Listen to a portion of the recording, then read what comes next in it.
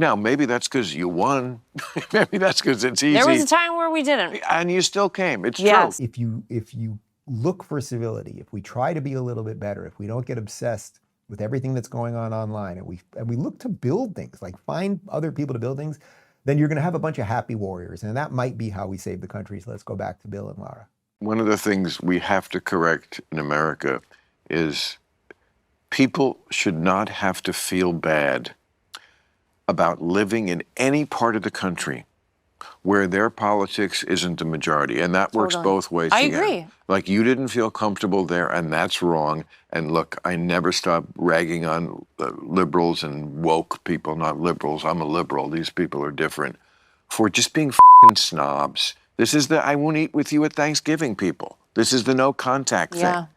But, you know, lots of liberals wouldn't be comfortable at a NASCAR rally either. I mean, there are places where, but I will say, and this is something I'm going to say Friday night, the liberals are worse about this. I will admit it, and we have to look in the mirror on that one.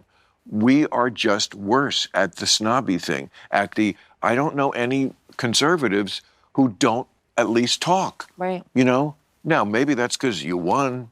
Maybe that's because it's easy. There was a time where we didn't. And you still came. It's Yes, there was a time we didn't. They're happy warriors. I remember that term when I was a kid. Like, that was somebody who was like, and that's what Republicans usually are. They're happy warriors. They come there. And you see, I don't pull my punches. They take their shots like a man. Isn't that something that Bill, who still is not on this side of the aisle, that he's fully acknowledging that right now? And dare I pat myself for just a second?